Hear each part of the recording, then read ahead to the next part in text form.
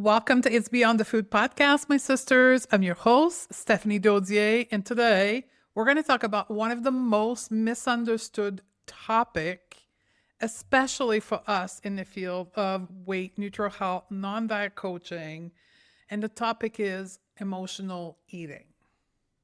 There's a lot of misunderstanding of what it is and how to best support our client with it. And I think it's coming from a few key angles that I'm going to talk about today. The distinction between emotional eating, disordered eating, binge eating, overeating, like all the eating behavior, and a misunderstanding of the spectrum or the continuum of eating behavior. So we're going to deep dive into that. We're also going to look at how to coach eating behavior, and would I dare to say emotional eating, without co-opting diet culture, without reinforcing that emotional eating is a problem when it's really not. And I'm going to explain that to you in a moment. And we're going to talk about how to go beyond the food. Because if there's one place where, which is a podcast title, by the way, going beyond the food is foundational, is when we're talking about emotional eating.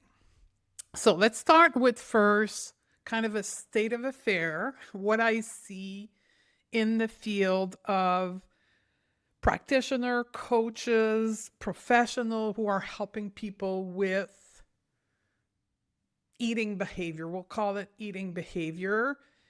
Confusion was the first thing, and I talked about that. And the perception that emotional eating is something to be fixed. So if that's you right now, and you're thinking, that's what I was taught, it makes total sense. It makes total sense that you think emotional eating is something to be fixed, because that's where most of the education around eating behavior is coming at. And diet culture is so prevalently teaching us that emotional eating is a problem. That if you didn't, quote, emotionally eat, quote, the diet would be working. And I want to pull it into my lived experience here, because that was me. That was my personal truth for decades. If only I could control my, quote, emotional eating, then diets would work. It's my fault that diet doesn't work because I can't control my emotional eating. And funny enough, when today I help people with their business, and I say emotional eating is one of the hottest topic in women right now, practitioners and professionals are like, yeah, but Stephanie, emotional eating is not a problem. Why do you want me to use that in my marketing? Because your future client is just like I was. We believe, I used to believe, or they believe, your ideal client believe that emotional eating is a problem. Okay. The second piece where you may be struggling is this over-validation state of emotional eating. Meaning that there's many practitioners that normalize emotional eating, which is kudos, a great job. But we then fall into this space of over-validating that it's normal, but actually not giving a solution. And what I see to be the reason for that is that people haven't taken their training to the next level, which is emotional regulation, nervous system regulation, cognitive behavior coaching. So they're like, yeah, I know it's not a problem and I know it's emotion, but it's beyond my scope. And if that's you, I sincerely invite you to listen to this episode and potentially coming and joining us inside of the non-diet coaching certification. Because if you're going to continue to help people with their health behavior, including food, emotional regulation, skill set as a professional is essential. Otherwise, you have almost no choice but to go back into a diet culture model of health behavioral coaching, because that's the only way if you don't have the skills to help your people with their emotions. And the result of both of those elements leaves people in a place where they would rather avoid the topic. Hence why when I was giving you the example about business, many new practitioner and coaches are uncomfortable making emotional eating the center of their marketing because they don't feel an expertise level in helping people deal with their eating behavior beyond kind of a quote unquote diet culture style of coaching.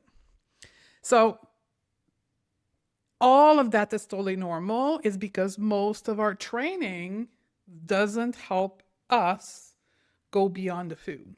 So before we go onto the how to go beyond the food and coach emotional eating without making it a problem, I want to clarify a few things. The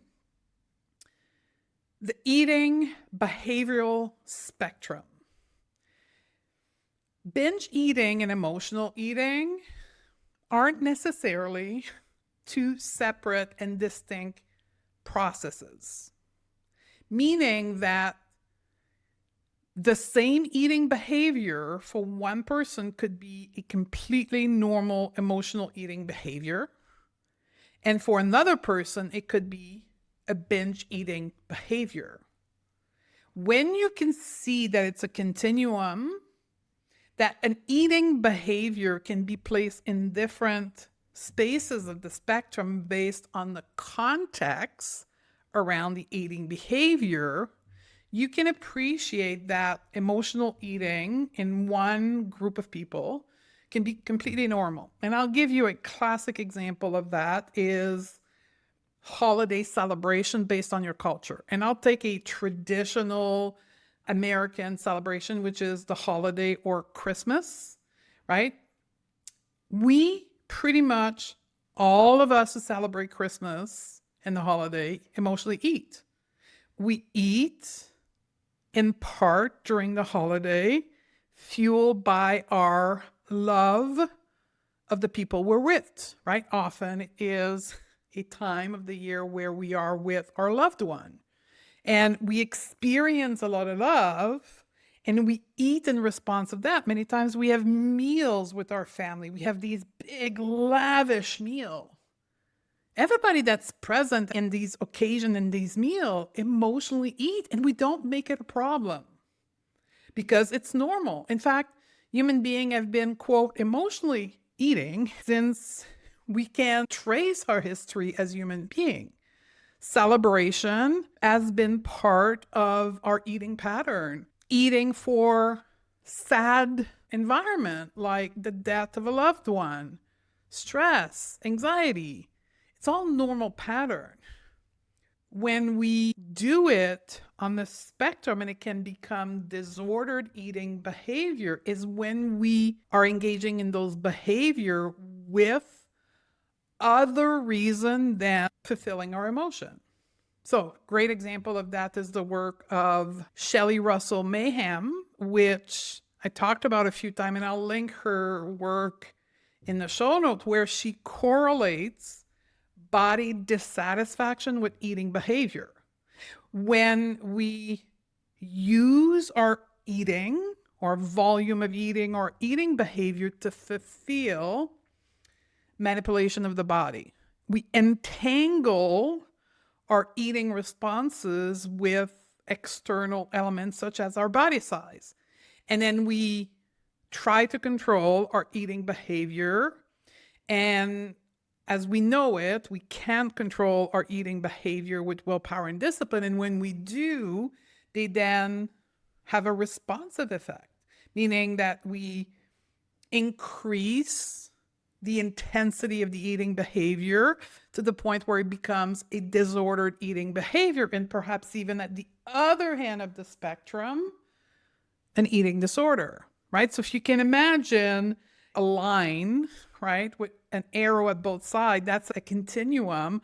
On one side, you would have normal human eating behavior, like eating during a cultural holiday with family member versus an eating disorder where you are self-harming and perhaps even putting your life at risk. In between that sits disordered eating. That's the midpoint. And then we fluctuate based on the context of the behavior. And this is where cognitive behavioral coaching comes in to help you explore the context of the behavior. So if I can sum up emotional eating in a simple sentence, if there's such a thing, is emotional eating is eating in response to an emotion, not hunger, not biological hunger, like physical biological hunger, but instead an emotional response. It's a coping strategy. It's a way of expressing your emotion consciously or unconsciously. It's like family eating pattern with the holiday is very conscious. We know what we get ourselves into. When we're eating for stress reason, we perhaps do it unconsciously if we're not aware of our emotion, which is the whole purpose of learning how to coach emotional eating without centering it as a problem, is we won't make the stress eating a problem. We will go further and look at what's underneath the behavior. If we're thinking about binge eating is more eating a large quantity of food in a short time with a sense of loss of control. And again, binge eating sits on the spectrum. It could be disordered eating, and it can be an eating disorder, right? Binge eating disorder, it's actually a health condition that can be diagnosed and treated, and sometimes it's just disordered eating. I want to talk about overeating, and I want to put that in your ears because I think it's really important for us to have at least a common understanding in my world of what overeating is. Overeating is a diet culture term that express over eating more than a prescribed amount of food. Yeah, you're overeating. You're overeating what you should have been eating. And that's what the whole platform of diet culture is, which is dictating a certain amount of food based on calorie, macros, portion sizes, however people or the diets control the amount of eating. When we go past this dictated amount of food, we're, quote, overeating. That's what overeating is. So when your potential client or your client comes to you with the term, I overate, what a beautiful doorway for you to ask, oh, interesting, tell me more. How did you determine that you were overeating? And then you can get into exploring with them how they perceive in their mind that they have a certain amount of food to eat. And if they go past that quantity of food, they're overeating, and then they label that as something they shouldn't be doing, often tied in with guilt and shame. So if we're thinking about emotional eating as something completely normal, something on the spectrum, then we're thinking, obviously, that it's not something to be fixed, but something to be curious about, something to be investigated, something that we want to be curious about, something that there's more around than simply saying, oh, you shouldn't have been eating this because that's in response to your emotions. So let's put a rule in place. Let's put a way to control that so that you can eat the proper amount of food or whatever it is. And I want to caution here also for any of you who perhaps are coaching using the intuitive eating framework, but are not trained by an expert, like you've learned on your own, and perhaps you are under the impression that we should be eating only when we're hungry and stopping when we're full. And if we don't stop eating as soon as we feel full, we, quote, overate. That is using intuitive eating as a way of determining a preset amount of food and labeling the extra eating as, quote, overeating, that's just another form of judging an eating behavior instead of being curious about it. So if that's you, I want to bring you back into my world here, where we're going to talk about being curious about emotional eating and any other behavioral eating pattern. So how do we coach emotional eating in this context without making it a problem? Number one, we apply the basic behavioral change concept that humans do not do anything for no reason. So if we are nerding out into behavioral changes, we quickly learn that our behavior are simply reaction, responses, inaction to an emotion, a bunch of sensation we had on our body, right? So all of our behavior have a purpose, including our eating behavior. But let's stay at the highest level with me for just a minute here when we're talking about behavioral changes. The number one assumption is that we have a behavior for a very specific reason.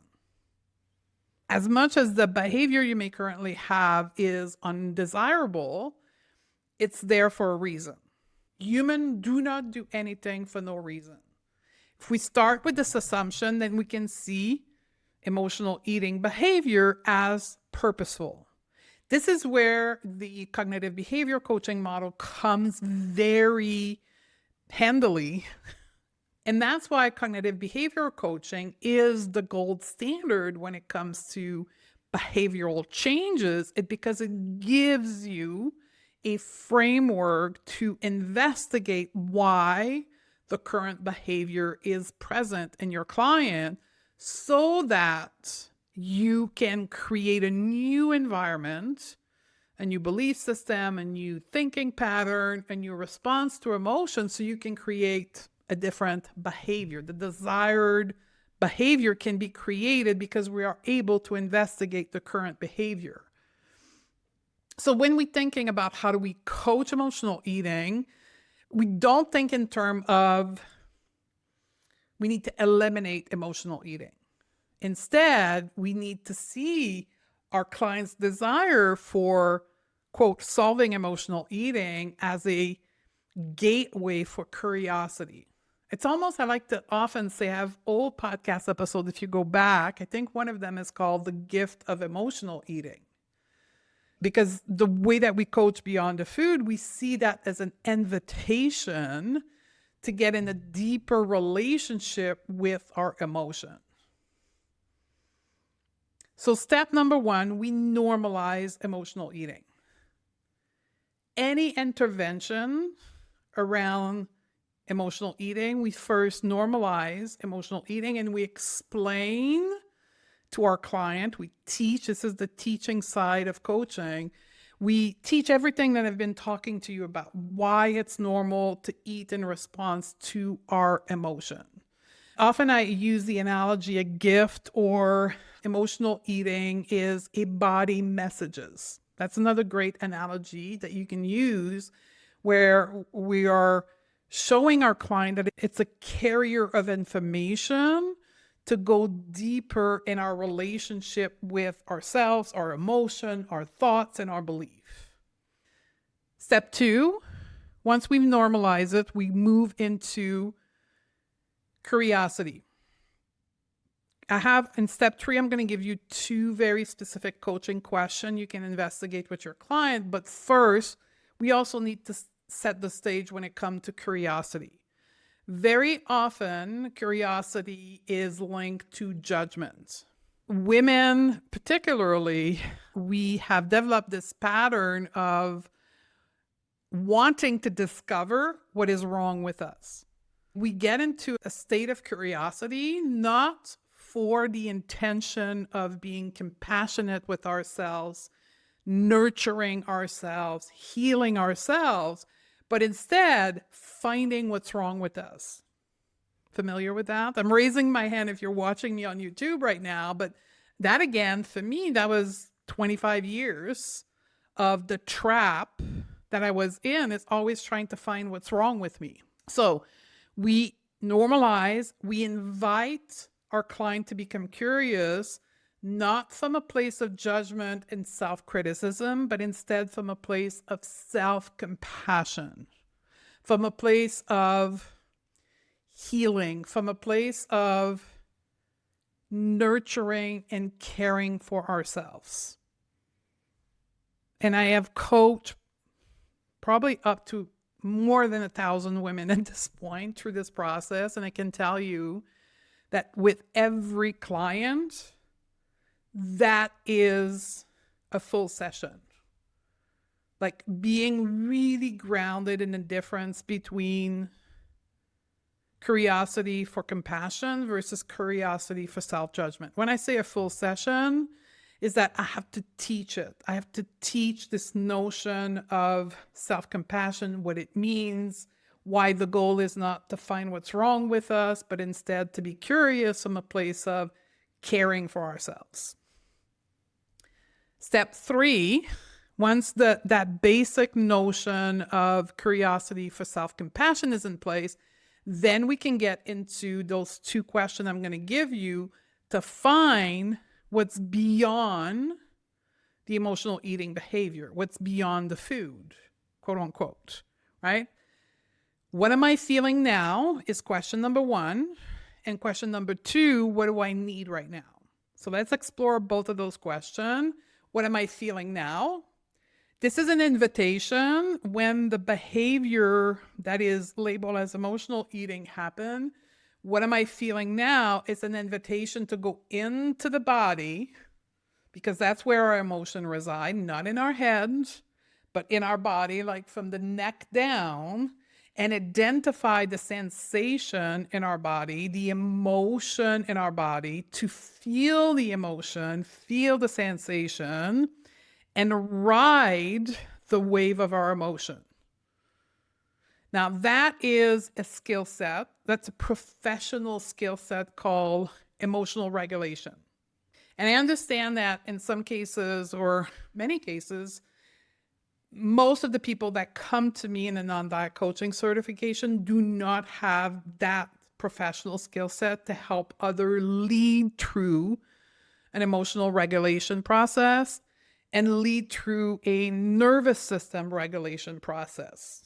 Because both are different. We regulate our emotion, then we can regulate the response of our nervous system, and that's where behavioral change comes in.